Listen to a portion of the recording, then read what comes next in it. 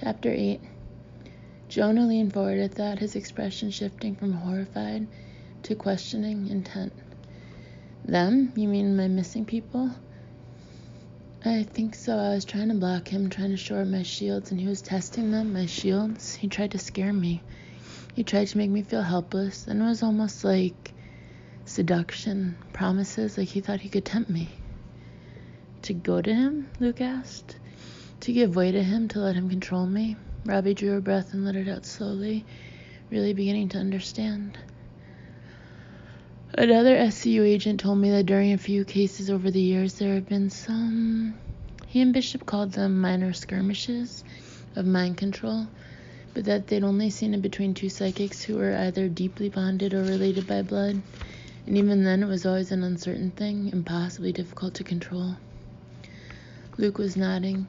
Bishop's never been completely convinced it's even true mind control. He thinks it's like hypnosis. We can't be hypnotized, but another psychic with the right abilities could manipulate our reality, in theory. Robbie jabbed her index finger in his general direction. Yes, it was like that. I saw and heard myself and you guys having a conversation I know we never had. At least not like that.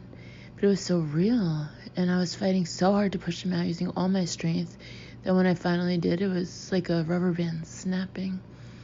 I wasn't in that reality he created, and I wasn't here. She turned her head and looked toward the big window whose new blinds protected them from the curious gazes of passers-by. I was out there, like I overshot somehow. I was on Main Street, just around the corner in the shadows of a dark building, but I could see ahead of me the light from a street lamp. Robbie? Dante's voice held concern. You've gone pale. She tried to get a hold on herself. Yeah, I saw something. I'm honestly not sure if it was real or something he threw at me in that last minute. What did you see? Jonah asked, still intent. I like him better here in my reality, where he's not freaked out by what I can do. She tried to ignore that realization. I saw a woman. She sort of staggered out of the darkness between two buildings and into the circle of light on the sidewalk. Who was she? I wasn't close enough to see, or maybe it was the dark and the light falling the wrong way. I don't know. She had her hands up to her throat, and I heard a sound coming from her, an awful sound.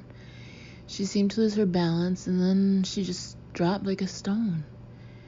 Robbie, I don't know who she was, but I know she was dead. I know he killed her. I just don't know if it was real. She hesitated, then said, I think she's dead because she was in the way. He had to be close to try to manipulate my mind. He had to be close, and she almost caught him. Maybe she did catch him. Maybe that's why he killed her. She caught him, and he didn't have time to do anything else. Didn't have time to control her, so he had to kill her. Jonah was beginning to look uneasy, very uneasy. I think maybe we better walk out to Main Street. I think you're right, Luke said, getting to his feet. Rather desperately, Robbie said, it might not have been real. It might just have been another trick. And even if it wasn't, I can't swear that it was here in Serenity. Sam said, you're a telepath. Have you ever found yourself, even in spirit, somewhere else? No, Robbie said slowly. No, this is the first time anything like that ever happened. Then Luke said, odds are it was our unsub. And if it was, we need to understand as much as we can about his abilities pronto. But first we need to find out if what you saw is real. Samantha and Dante were also getting to their feet, all of them adjusting or just touching the guns they wore in a kind of automatic reassurance. We need to be sure, Robbie, Sam said. Robbie pushed her chair back and stood, vaguely surprised that her own hand reached to touch her gun. She hadn't thought about her training, about the familiarity created by hours and hours of practice at the gun range. She hadn't wanted to carry a gun, but now she was very glad she did, and that she knew how to use it. Jonah got to her first while the others, guns drawn, scanned the area all around the streetlight. The downtown area was still quiet and still, and for now at least the light came from the street lamps and and the flashlights all of them carried. Robbie stepped closer to Jonah, who was kneeling beside the woman. Her body was positioned so that it had required the light from his flashlight to show them she was indeed dead, her throat slashed from ear to ear, and a pool of blood all around her upper body. "Who is it, Jonah?" Robbie couldn't see her face, mostly because she hadn't been able to look too closely. "Annie Duncan." Jonah sat back on his heels, the streetlight's glow making his face look gaunt. Or maybe it wasn't the streetlight, and it was as if all of the feeling had been squeezed out of his voice. "She was one of my officers." Lucas seemed to flow out of the shadows to join them. Sam and Dante are checking out the other side of the alley, but so far, the only thing visible is some blood. He paused, holstering his weapon, then added unemotionally, "Arterial spray on the wall, looks like. The unsub must have cut her throat in the alley, then let her go. She couldn't have walked more than a few steps. In fact, I'm surprised she made it this far." "Why was she here at all?" Robbie asked. "She isn't in uniform, but I don't remember her being one of your plainclothes cops." He didn't really have those, Jonah reflected, glad for something to occupy his mind. Unless he or Sarah decided to work out of uniform, which was the norm for him and an occasional thing for her. Otherwise, other than Gina at reception and a couple of other non-cop administration people who only work part-time, all Jonah's people wore uniforms. "She shouldn't be here," he said finally without looking up at Robbie or Lucas. She was one of a handful who'd been working the phone since dark and on duty since the first shift. I told her and a couple of others to go home and get some sleep. "When was that?" Luke asked. "When I checked in at the station on my way to get our takeout. I had double-checked on the way back and they'd all gone home, or at least weren't at the station." "That was a bit after 7, Luke said. It's nearly 10 o'clock now. She should have gotten home." "I sent them in pairs," Jonah said automatically. If one of them lived alone, the other officer was to go in with them and check out the place just to be sure. Annie lived alone. "Who took her home?" "Adam Sheffy. He's married with a couple of toddlers and had one hell of a security system installed barely a week ago. Also has a very protective family dog." Jonah shook his head slightly. "He's a good cop. He should have checked out Annie's place thoroughly before leaving her alone there." "She's out of uniform," Robbie repeated. "She must have gotten home safely, Jonah. Had time to change. Maybe she came back to get something to eat."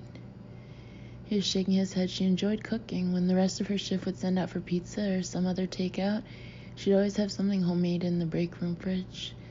Usually somebody tried to wheedle her into swapping takeout for her food because she was such a good cook.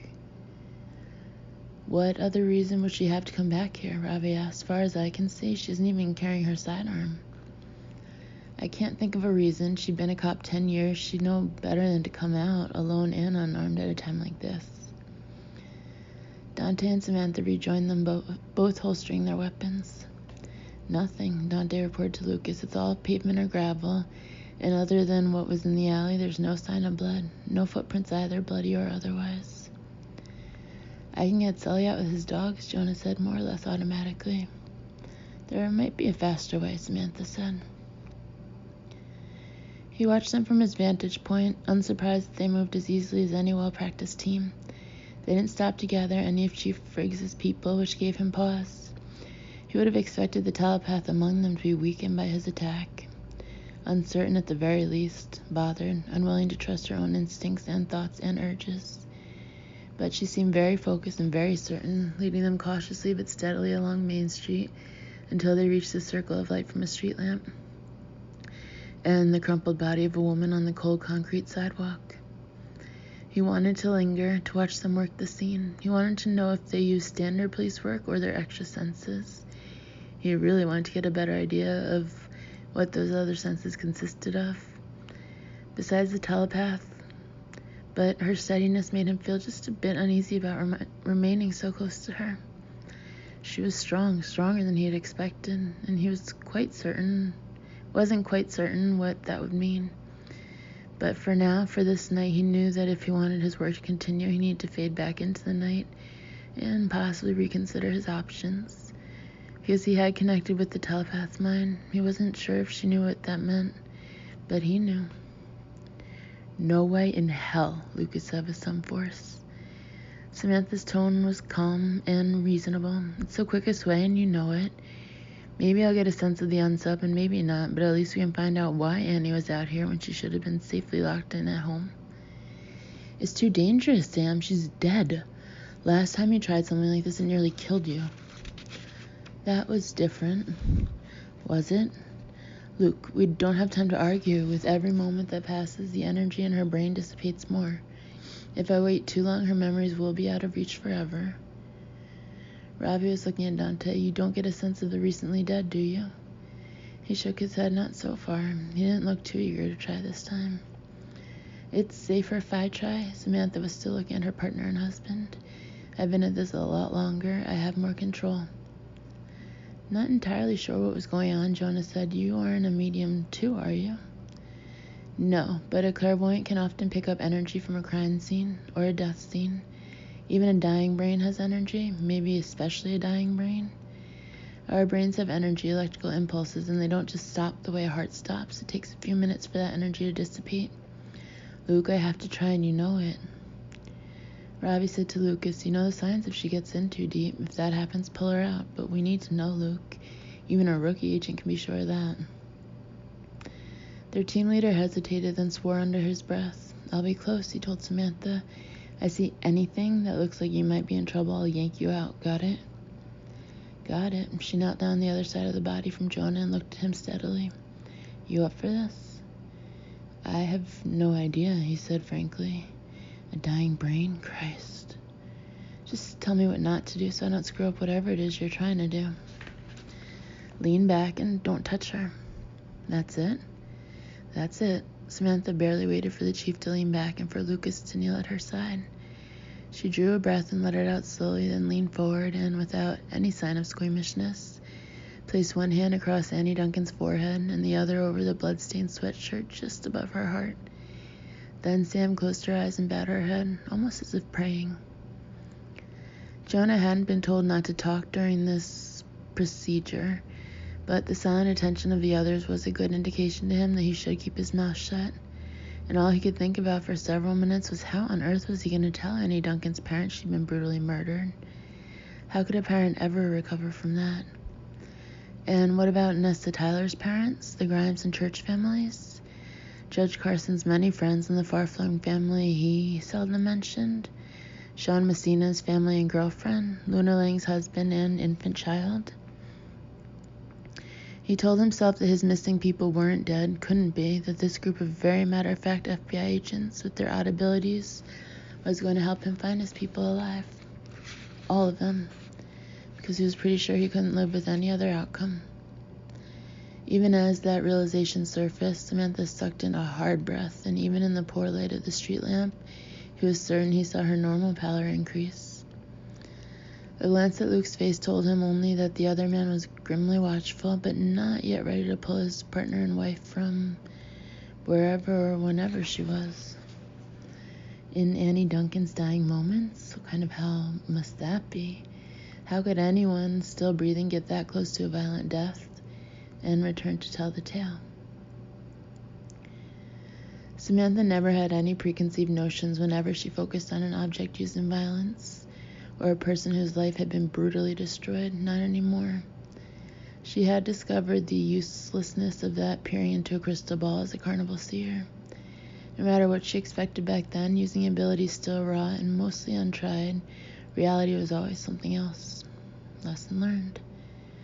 She didn't think about what she might see or hear because it was always different, always unique, and sometimes horribly painful.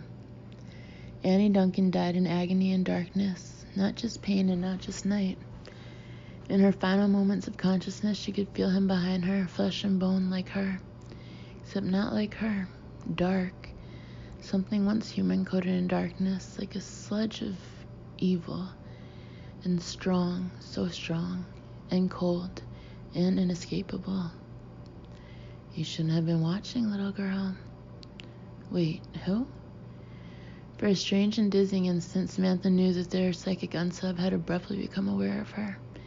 It didn't make sense because she was in Annie's mind, in Annie's memories of what had happened, so how?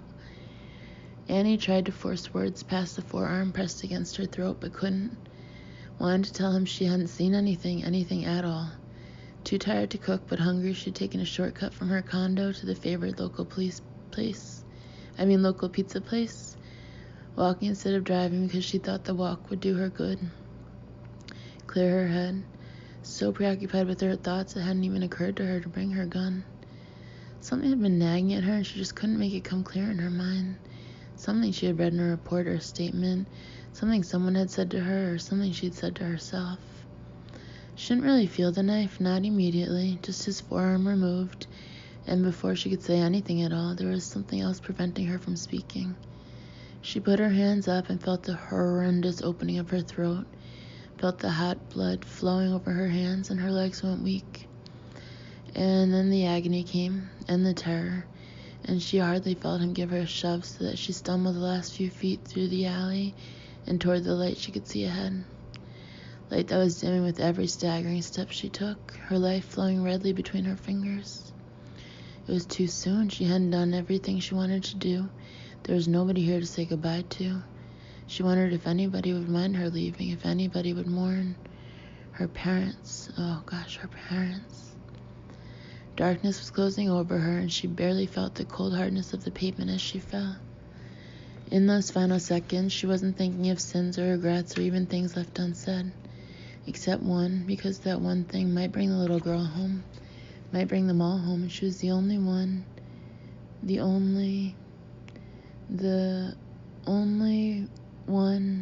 who knew. It was getting so dark. Why was it getting so dark? No! Sam knew her voice was shaking, but only because she was shivering so violently. Luke had already put his jacket around her and was holding her back against him, his hands firmly gripping her wrists, and she didn't have to look at her fingers and palms to know they were marked by frostnip, which only happened when she got too close to evil, or too close to death. Damn it, she whispered. I had to pull you out, Sam. His voice was rough. She nodded and let herself relax against him. I know, and it was the last seconds anyway. She was almost gone, but damn it, something had been bugging her. Something she'd seen in the reports or read in a statement. Something someone had said to her, and in the very last seconds of her life, she realized that whatever it was could help bring that little girl and the others home. But she was slipping away even then. If I'd followed... You'd be dead, Luke said. He pulled her even closer, crossing her arms over her chest while being careful not to further hurt her cold hands. Samantha didn't argue. Catching a glimpse even in the dim light, Robbie said, Your hands are white where they were touching her. Why? Lucas answered, It's frostnip. If she goes too deep, that's one of the things that happens. If she's holding an object, it marks her with its shape, as if it were colder than you can imagine. The marks can last for months. No nosebleed this time, Sam offered, and my head's just a little sore, not really pounding. Maybe, but you're frozen clear through and exhausted. I can feel it. Jonah, she's done for at least 10 or 12 hours. I've got to get her warm and she has to sleep. It was Robbie who said, You two go get checked into the hotel then. Take the SUV. Dante and I will help Jonah and his people here, and then we'll find out what Officer Duncan's been working on. Maybe we can figure out what was bugging her. Lucas got to his feet, bringing Samantha easily with him. It'll probably be close to lunchtime tomorrow before we're back working, he warned. I don't need that much sleep, Sam said, ruining the claim with a yawn. Jesus, maybe so. Listen, you guys, rope off that alley till daylight and don't let anyone go in there, even your crime scene team. One of us needs to check that out. Hell, maybe all of us. I know we didn't see anything with flashlights, but he was right behind her. And if he didn't leave footprints in her blood, then he was definitely pressed back against the wall when he was holding her in front of him. I'm not sure what it is, but something about that alley is definitely bugging me. After glancing down at the dead woman, Lucas said, In that case, I'm not letting you out of my sight for the duration. There's something else, Sam told them, her voice growing fainter. The unsub, he knew it was in Annie's head, her memories. How could he know that? Dante asked. Dunno, but he did. Not sure if he knew which of us it was, except I think he'd recognize Robbie. I don't understand how it could work like that, but I felt him become aware of me just before he cut Annie's throat.